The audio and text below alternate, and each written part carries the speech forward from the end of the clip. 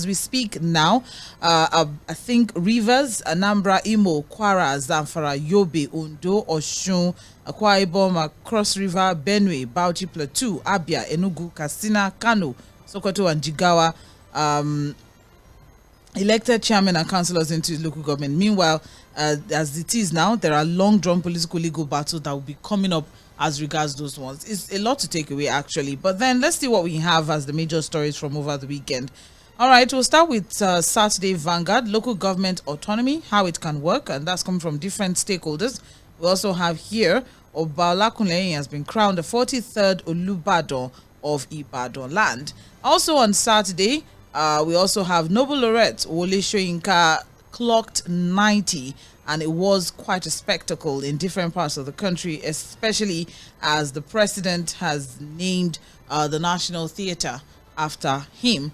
Also, moving on now very quickly on to Saturday Punch, the major headline: monitor governors track local government funds, local government unions tell NFIU, that's the financial unit. All right, and we also have warns states against disobedience to Supreme Court judgment, and so on and so forth. And for Guardian Weekend, the major headline, of course, was a look at Wole Soyinka, a cat with 9 lives. Unfortunate story that stemmed over the weekend as well was the report of a building collapse that happened in Plateau State, where some people's died, teachers also died, and there are also scores that have been injured from that particular one. Also, in less than 24 hours after that happened, there was also another collapse that happened in Abuja. So there is also a need for us to look deep into building structures, building planning, and urban planning basically in the country.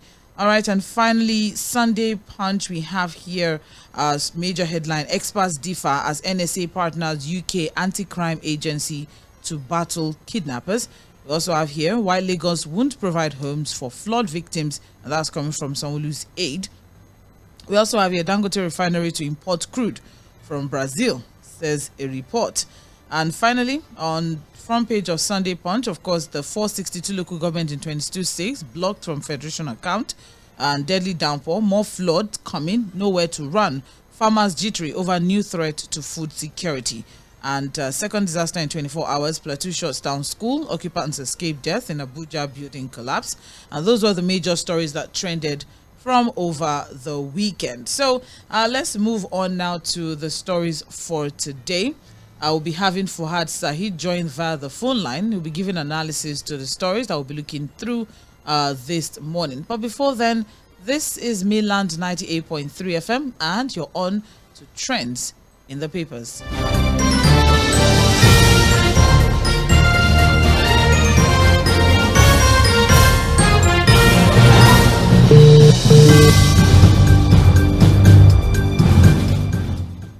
All right, thank you for staying with us. Let's move on now. We have our papers here, Vanguard, The Punch, and the Guardian newspaper. There isn't much to take away from the Punch, off the front page of the Punch this morning, because it's heavily sponsored. But of course, we still have some other stories that we can look through the papers for as regards the Punch newspaper. So not to worry, we have reports that we're also going to be discussing aside from the major headline on the front page of the Punch.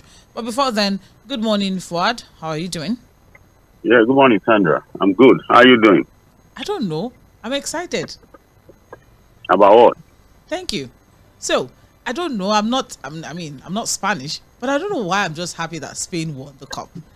I don't have anything against the Three Lions. I don't have anything against England, but it's fine. They are good. They'll be fine. But I'm just really excited for Spain, especially with the revelation of Lamine Yamal.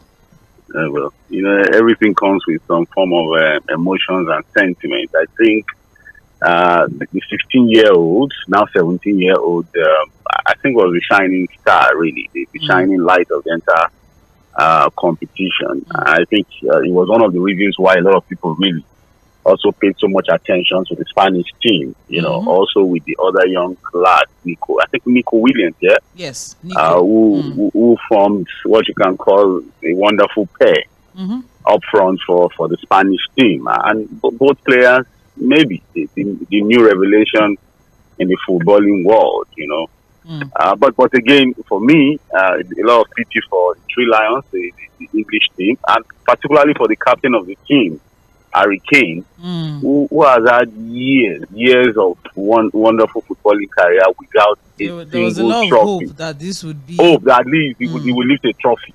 You know, he left England. He joined Bayern Munich. People were hoping at least, he was going to be able to leave the Bundesliga. That didn't happen. Again, last year, it was 4 years ago, they were finalists. This time, finalists, losing again at the finals. And it's almost like, look, this is a guy that would end his footballing career without lifting a trophy. It could still happen for him, but it was a sad one yesterday for him. An entire English team, people like Saka, Jude Bellingham, those were players, people had hoped were going to be able to at least lift the trophy yesterday. But again, someone has to win. I think if you looked at what the Spanish team was able to achieve, or has been able to achieve, or was able to achieve all through the tournament, played 7, won 7. Yeah, 7 matches, won all 7. All 7. So it's safe to conclude that, look, the better team won yesterday. Well, congratulations to Spain. And also, still in the sporting world, the Olympics, kicked off yesterday with the torch ceremony. It was quite a beautiful one in Paris, France. And we are just cheering on to every Nigerian athlete that is going to be representing Nigeria at the Olympics this year. That's that about that. And also, we also discussed extensively as regards, the assassination attempt on Donald Trump yesterday on Political Roundtable. So you may want to get more deets on that one from any of our social sites. You can go back and watch the streaming. All right, but then we'll discuss further on that probably by Global View when we'll be looking at international stories. But let's quickly move on now to reports trending for today. And I'll kick things off with a major headline on the front page of the Punch newspaper. As I mentioned earlier, the Punch newspaper this time is heavily sponsored. So there is only just one story. However, there are 1 or 2 stories that we've been able to pick from inside of the story that we'll be looking at this morning.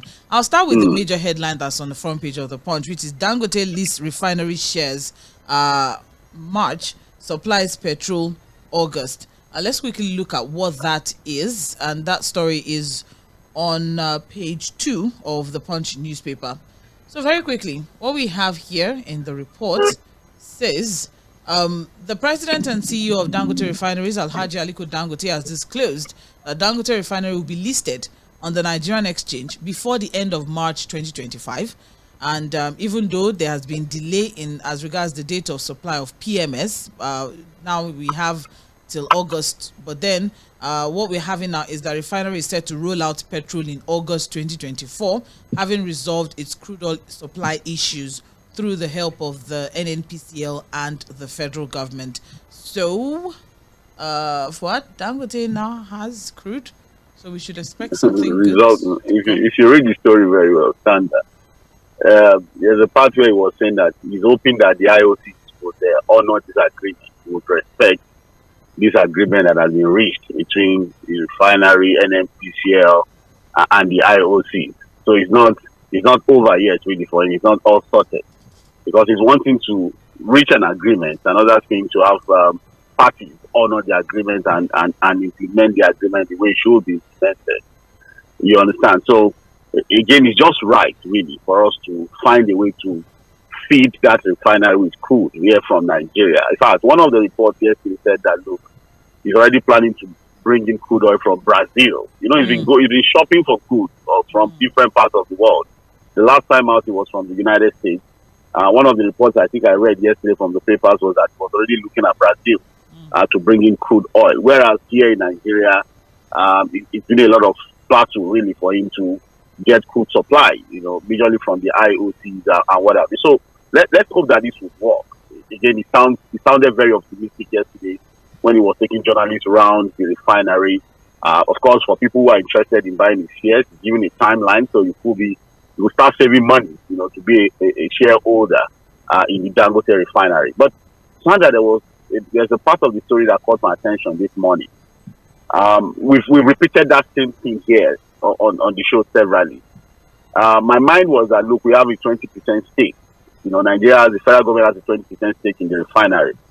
But the man told us yesterday that our stake in the refinery is just 7.2. Sandra. He said he You are failed not sure. You know what's interesting? He said because they failed to pay the balance for the 20%. It's supposed to be 20, but what the federal government paid for was 7.2. So everything they did was just 7.2 of it. So all of So me all that this will come while, on, since so all this last bragging year, I used to do on radio that no, we have 20% stake. We are, they are looking at their life. See this one. They don't pay. So the $2.5 billion were told was a 20% stake in that refinery was not eventually honored. So when you see why we talk about accountability, transparency, and even honesty. You know, when they told us that they were doing $2.5 billion to take a 20% stake, when they did not eventually, did they come out to come and tell us it? So we were working with that figure, hoping that, from that refinery, Nigeria has gotten a 20% stake. The man just told us yesterday that when is 7.2. And let me tell you what the 7.2 share in the thing. You are as good as not even having any share in standard. Because your 7.2% amounts to nothing. It's not even up to 10%, so you are really just there. You are just floating. So because it caught my attention and it was important for us to highlight the fact that it is actually important for us to actually look at, because it was even mentioned in passing. It wasn't something that was that they dwelled seriously. Exactly. Just mentioned it in passing. The government only owns 7.2 as against what's been publicized 20%, and that's because it failed to pay for the balance of the 20% stake. Whereas we in the public were working with 20% stake. Most times I call you, I say, no, Dangote cannot tell us, we have 20% stake, and if let's know what's our we don't even get up to 10%. Sorry about the problem. Okay. It's okay. It's okay. I say sorry to you too. We are all involved. You'll overcome. But that's really, really unfortunate, because that's what a lot of Nigerians were holding on to as regards the fact that, this is in Ǹkwáńwánì, because, we have this certain amount, of stake in it. But look at that. Just 7.2. It's not even up to 10%. So that means whatever we gave to him was less than, I'm sure it was maybe like $1 million. So because the figure then was $2.5 billion, maybe $1 billion. I have so many questions for Godwin Emefiele. I don't know where to start from, but I just have so many questions for Godwin Emefiele. Because that was the figure he gave to us till he left at CBN. Exactly.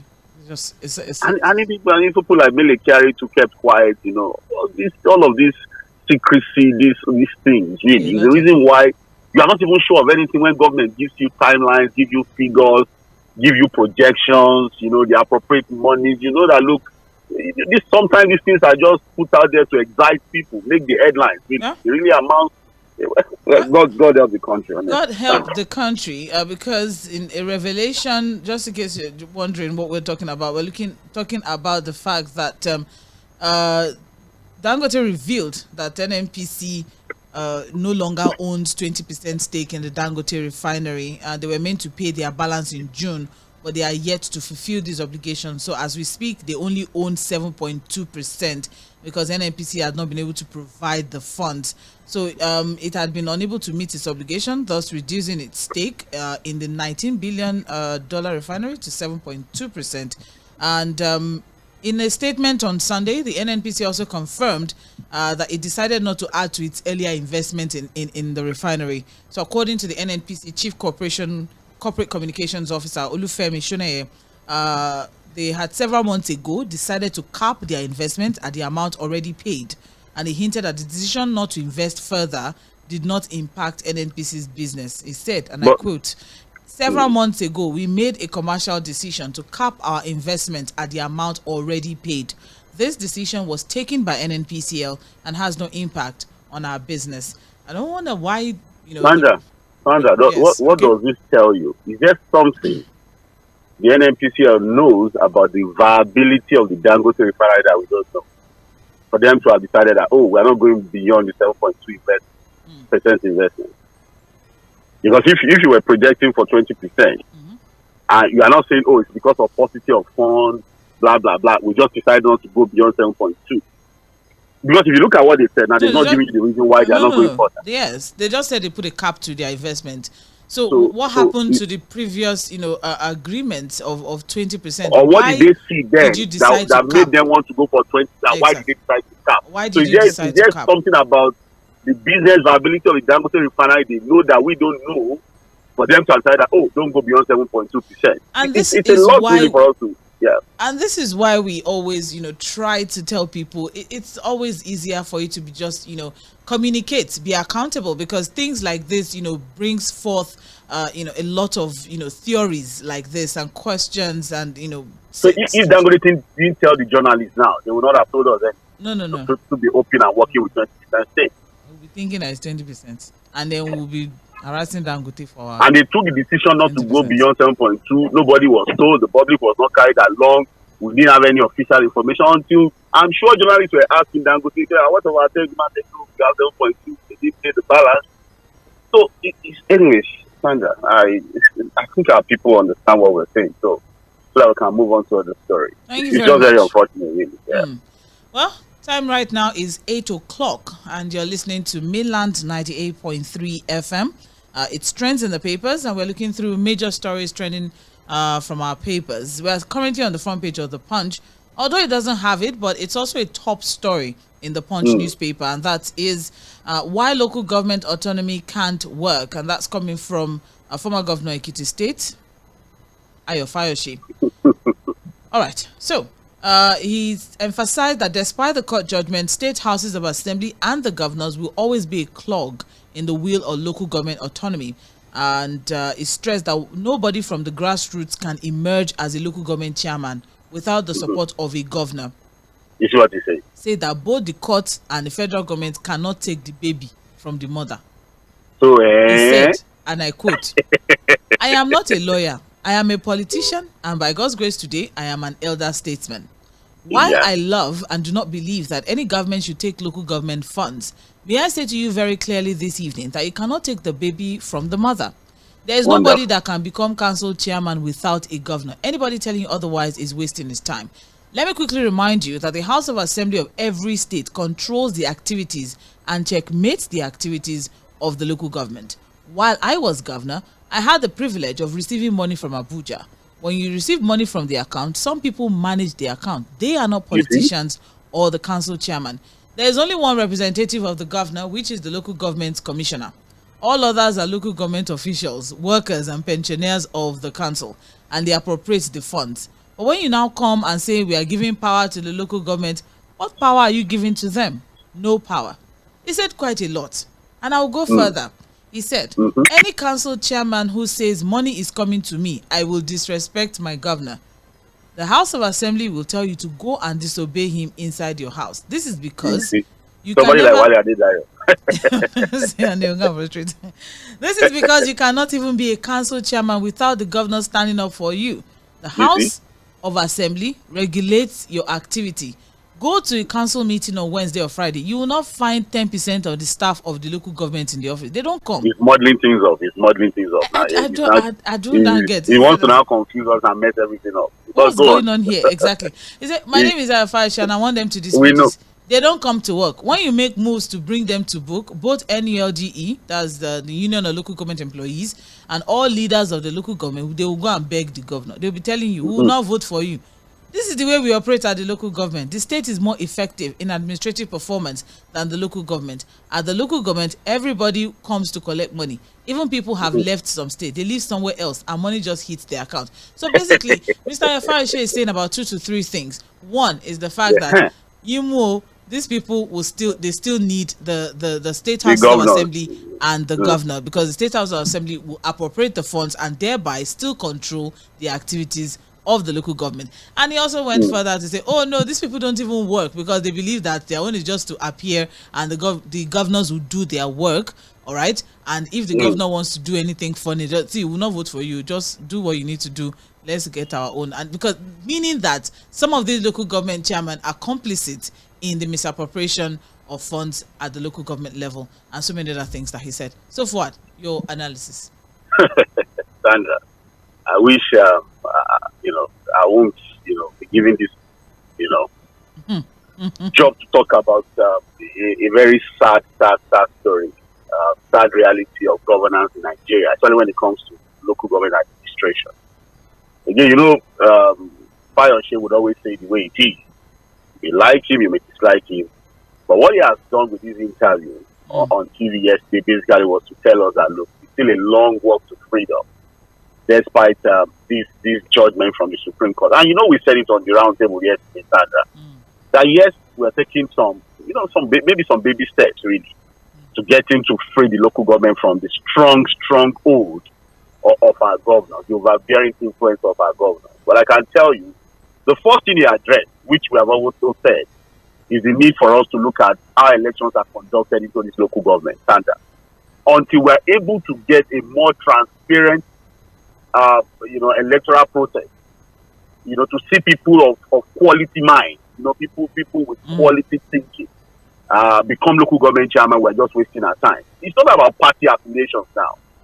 We just need to have an electoral process that is transparent enough, to make people stand up, people of quality mind, quality thinking stand up to want to become local government chairman or even councillors stand up. We are not going to get anywhere. So he knows that, look, as long as we continue to conduct local government elections with these state independent electoral commissions that are controlled by the governors, who are just wasting time. Like I told you last week, Sandra, what you have is the governors now circumventing the process by organizing fraudulent elections to put their people in those schools. And what will happen is that when the money comes, they return the money back to the governor.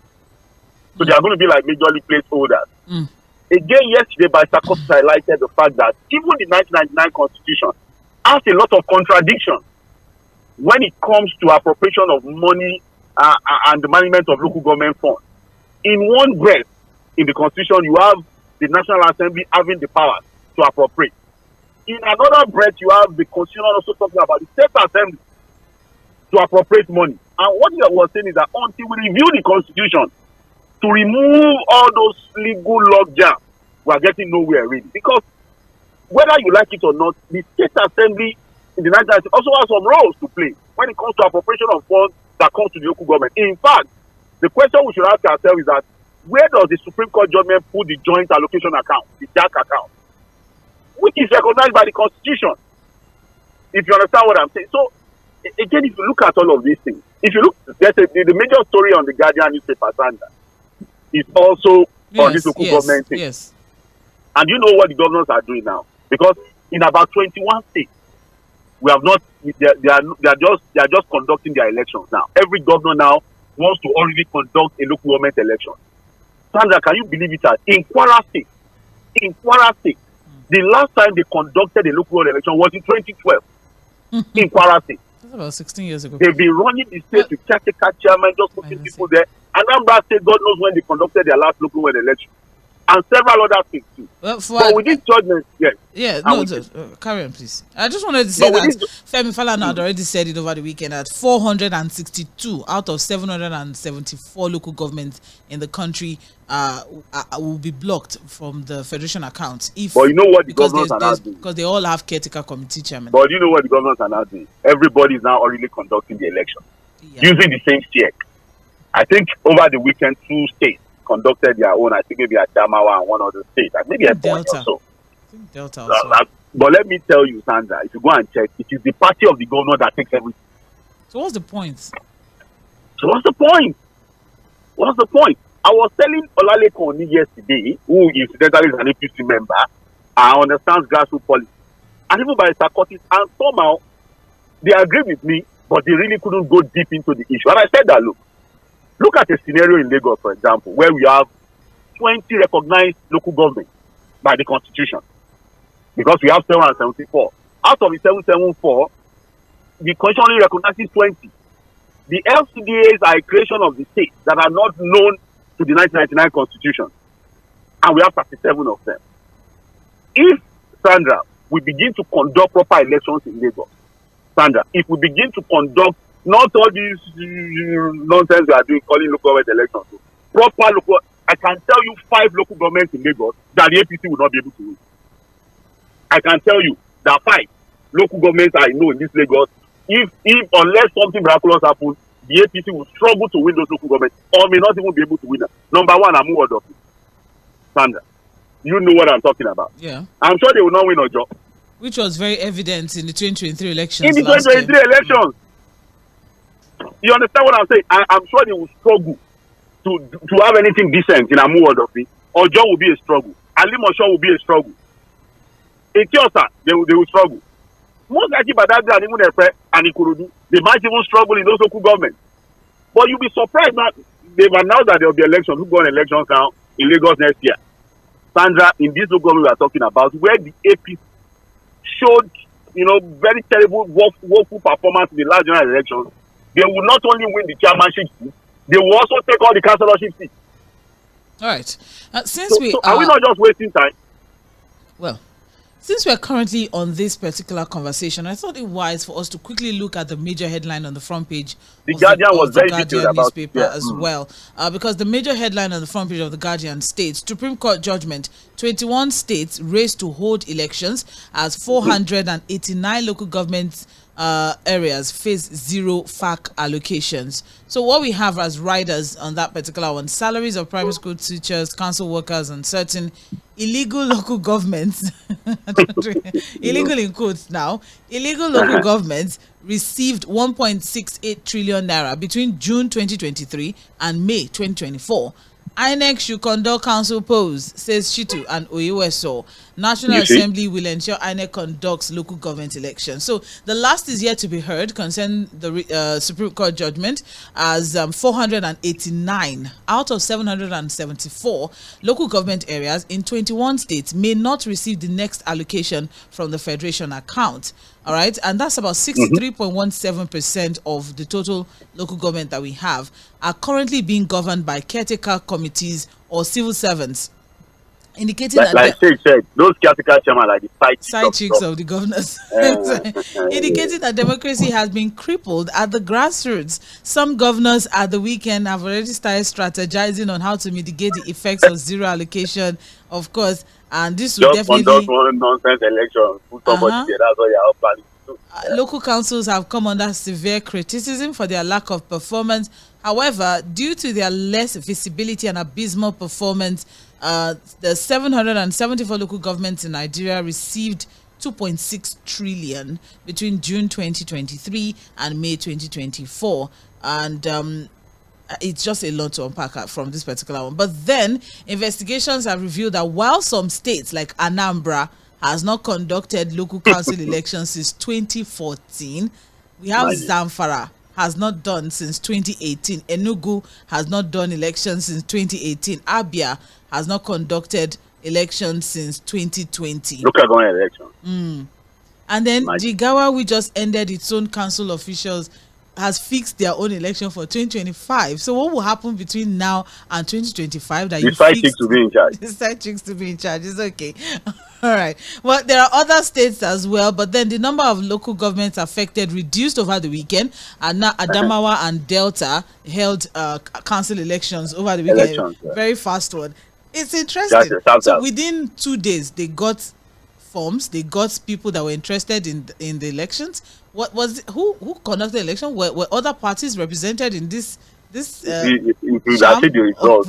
governor's party that takes the party that in 2 days, in less than 2 days, in 48 hours, an election was held, and then somebody won in these different places. It doesn't take long.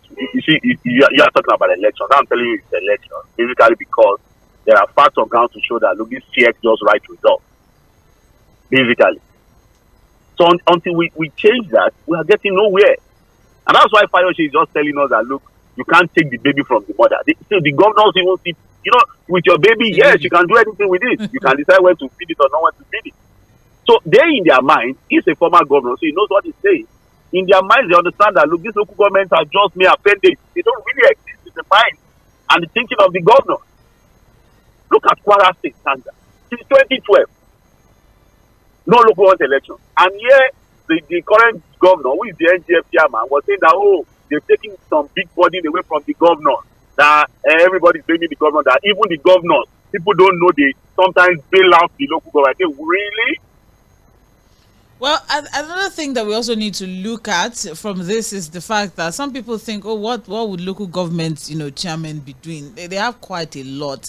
If you check out the fourth schedule of the 1999 Constitution, it listed some of the functions of the local government. Quite a lot, actually. Collection of radio and TV licenses, this establishment and maintenance of cemeteries is the local government's job. Building burial grounds, licensing of bicycles, trucks, and canoes, wheelbarrow, and maintenance and regulation of slaughterhouses, all these abattoirs, and all of that. Construction and maintenance of roads, street lights, drains, and other parks and gardens, and so many other things. Registration of birth, death, marriages. These are all under the purview, or supposed to be under the purview of the local government, chairman. But then that has not been the case, unfortunately. We're hoping that one way or the other, but moving further, we also have here the management of refuge has ceased to be the responsibility of local government. You have situations, Lagos State, for example, we have LOMA, Lagos State Waste Management Authority. You know what, Sandra, all these things you've listed, are you also aware that these are sources of revenue generation for the local government that the states have also taken away from them? Apart from cornering the allocation from the federation account, the revenues that are supposed to be domiciled at the local level, they also take it away from them with all manner of state legislation. For example, you have just mentioned one, refuse collection, refuse management. It's supposed to be the job of the local government, for God's sake. But you now have states creating LOMA. They've taken away that from them. It's not there just used to be Lagos tenement State. rate. It's Sorry, everywhere. it's not only Lagos. It's not Lagos. Oyo State has a waste management authority as well. Most Rivers. of the states too. Yeah. One other thing, Sandra. Yeah. Advertisement. It's supposed to be the job of the local government. But we have last. Advertisements and what have you. They've created LASA. They've taken that revenue away from them. Not Lagos. You also have tenement rates and some of these small rates that are supposed to go to the local government to develop the local government. Street lights. You have land use charge now. Drains. They've harmonized all of that into what's called land use charge. Facilities. Parks and garages, Sandra. Yes. It's supposed to be the job of the local government. They are supposed to raise revenue to manage those parks and garages, make them very decent and functional. Yes. Sandra, you have a situation where we have not created one park and city in cahoots with the union. They've taken all of that from the local government. Naming of the streets, numbering of houses, markets, even roads. A lot of the roads are supposed to be controlled by the local construction and maintenance of roads as well. Yeah. Sandra, so that's why we say that, look, as it is practically, we really don't have existing local government. You know, yesterday Olalekoni was saying that local government is even better in Lagos, and that's the fact. It's true. No matter how bad you think it is when it comes to local administration in Nigeria, Lagos is still far ahead. If you go to other states, Sandra, you will know that the governors have not just pocketed the local government. Well, I have here, a former Minister of Communications, Adebayo Shitu, believes that Nigerians should support the federal government to fully implement the judgment. He also called for the immediate cessation of allocations to illegal caretaker committees governing local councils. And he said one thing here, and I'm quoting him now: "We implore the Supreme Court to allow INEC to begin to conduct local council elections, because most of those currently elected are products of a scam election. They are all still tied to the apron strings of their governors. If the federal government is releasing monthly allocations straight to the local councils, there's nothing wrong if it conducts elections to ensure true representatives of the people have access to the funds." But then we also have to go back to the conversation as regards true federalism. We can't take it away. But Barrister Curtis mentioned something yesterday as regards peculiarities, bringing forth some flexibilities. You see, Sandra, honestly, in a proper federal system of government, honestly, this arrangement really has no problem. Really, we are talking about where things are done properly. Yes, I think last week, Sandra, we discussed. In the US, for example, because they operate a proper federal system of government where the political class are ready to do the right thing. Nobody's going to pocket anybody. Nobody's going to steal anybody's money. Are you aware that when it comes to conducting elections, every state has its own rules? There's no central rule. And that's true federalism, really, if you want to argue it. But what we are saying is that, look, our own politicians have not shown enough character and discipline to operate that structure of government. There's nothing wrong, Sandra, in state assemblies actually creating local government, managing funds. If you have people who are not going to be so corrupt to begin to pocket this money, in a true federal system of government, really, I must tell you, the federal government really has no hand in how local governments are run. But we have a situation where the governors who are taking advantage of these things have made sure that local governments no longer exist. That's the problem. In a proper federal system of government, honestly, Sandra, it is not the job of the federal government to begin to determine how local governments are run. You understand what I'm saying? But we are talking about the situation where the states have now become too overbearing and has made the local government non-existent. That's what we are saying. And that's the problem. Again, by Sarkozy raised a pertinent issue yesterday, Sandra, that can the ruling of the Supreme Court automatically amend the Constitution? Because let me be very frank with you. Mahmoud Yakub, the chairman of INEC, just told you yesterday that they have no powers yet under the law to conduct local elections. So for us to mandate the INEC to conduct local elections, we have to amend the Constitution. It cannot be by a ruling of the court. In fact, let me be very frank with you. I still doubt if some governors are still not going to begin to, at different levels, begin to look at this ruling of the Supreme Court and begin to look for ways around it. Because the question is, can the ruling of the Supreme Court automatically amend what is enshrined in the Constitution? Well, now that the Supreme Court has done this, just as you had rightly mentioned, since the federal government is bent on making this reform possible, shouldn't the federal government just take this? I think maybe we can just achieve something, or maybe we can gain something from the party of legislative and the executive. The easiest way out. One of the ways would have just solved this problem. We talked about the political capital of the president. The APC has 20 governors. So you assume that the president, with that influence, that kind of influence he has within the party, would have been able to call his 20 governors to say that, you know what? Number one, I want to amend the Constitution to ensure that, look, we have complete autonomy for the local government, number one. Number two, so that we can have real governance at the local level. I also want you to support me as I make the move to amend the Constitution, to allow the central INEC to conduct local government elections. All I need is you 20 governors to support me when this amendment comes to the state level. You have total control of your houses of assembly. He needs 24. All the president will now do is to look for additional 4. Yes, he needs 24. Just look for additional 4. But you know what? If he tries that route, he's going to fail completely, despite all the influence the president has. That's why he's looking at the Supreme Court. And that's why people are questioning this decision of the Supreme Court, which is at variance, a contradiction of some of the things that have been stated in the Constitution. That's why there's still a lot of confusion ahead as far as this ruling is concerned. It is quite an interesting report here. The major headline on the front page of The Guardian, which is was interestingly written by Muyiwa Adeyemi, head political desk of The Guardian newspaper, who also will be here on Thursday. Yeah, he was here last Thursday. Quite a lot to say. He had an extensive explanation on this issue. Exactly. Yeah. He also had quite a lot to say last week Thursday when he featured on Situation Room. Well, let's move very quickly now. We have. We're almost running out of time, or we have actually run out of time, but that's the major headline on the front page of The Guardian. And we can't go back to the Punch newspaper now, although there are still some other stories that we would have loved to take. But of course, if you can still just visit the papers for further details. Because there are other reports that you can get from the Punch newspaper. But then other stories that you can get, creating more states won't solve Southeast problems, says Agbakoba. You can get that. You can get that in the Punch newspaper. We also have here local government autonomy. Nigerians draw up new expectation list as Supreme Court breaks governor's stranglehold, and that's still from the Punch newspaper.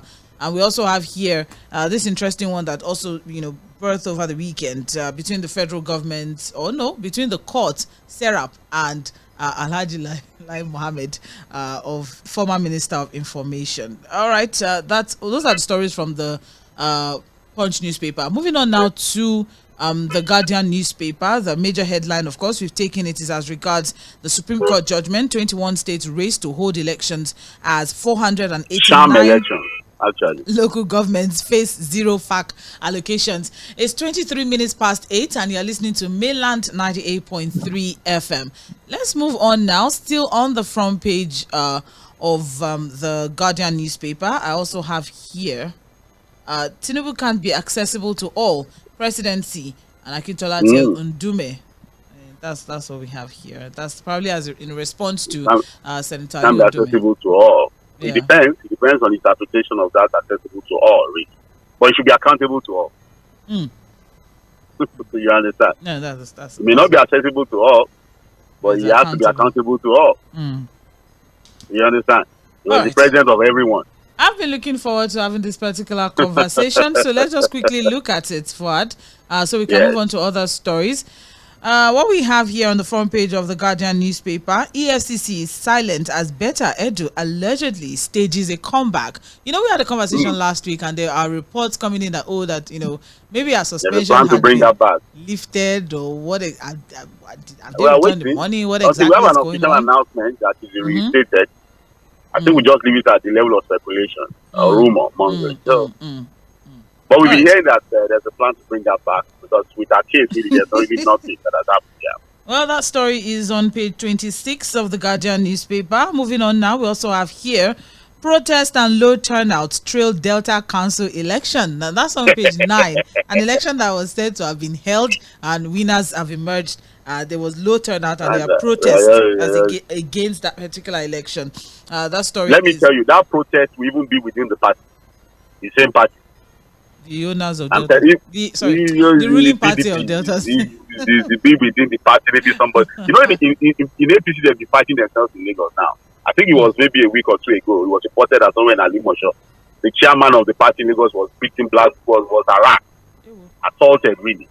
So if you look at the upcoming local election in Lagos now, you see that it's only the APC members who are filled with different kinds of activities. The opposition are not even interested because they know they will not win anything. Well, Fuad, this Delta States one is actually really interesting because the Delta State Independent Electoral Commission, DCEC, yesterday by itself declared all PDP chairmanship candidates winner. Just like that. He just said, and I quote what he said, by powers vested in me, I hereby declare the chairmanship candidates of the PDP as the winner of their respective elections. And all the councillors. 499 councillorship, and then they gave Allied People Movement, APM, may not be like say they gave them 1 seat. Maybe that one is just a boy that maybe a placeholder somewhere. Just go and stay there. Don't worry. You will still win. That's interesting. You know it can happen. They've already sworn. They've sworn them in of what? They've all been sworn. I know what are you saying? That's all. Look at that. It's very interesting. All right, that's it for that particular report. That's the true picture of this quote and unquote local government autonomy conversation. That's the reality. That's the reality of it. All right, we also have here on the front page of the Guardian newspaper, Senate finalizes bill that cedes control of land with gold reserves to federal government. That's actually also an interesting one. You can get more details on page 3 of the Guardian newspaper. And finally, off the front page of the Guardian, I have here, Lagos Assembly spent 36.7 million naira on non-existing visitors' toilets. And then budgets an additional 50 million naira again.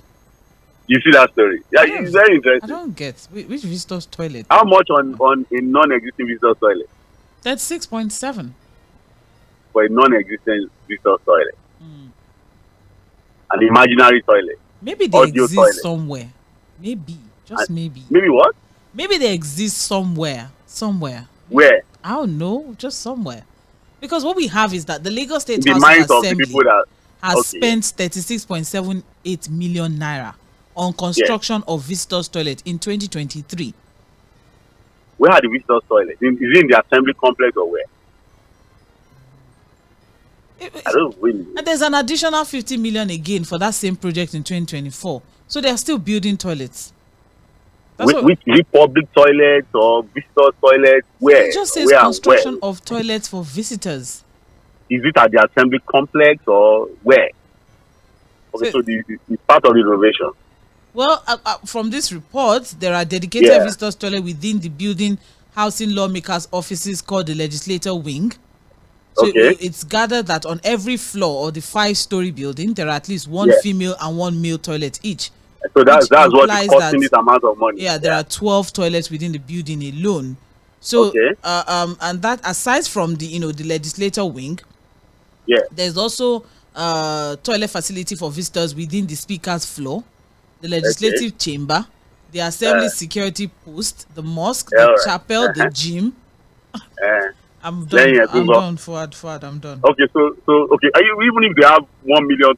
See, again, this story just tells Lagosians how your monies are to spend. I will not say more than that. That's all. Because the last time we discussed it, they say we don't know what we're talking about. Right? Remember the air freshener story?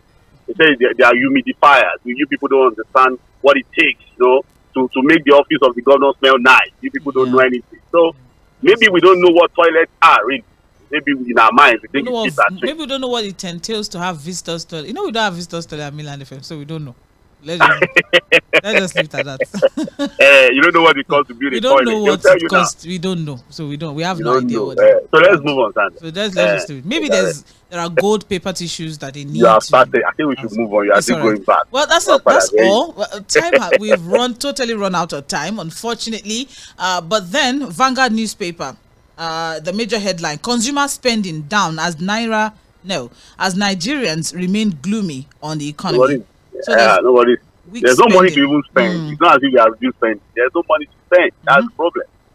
Weak spending has triggered a decline in e-payment transactions. Firms reduce output expansion due to low consumer, spending as well.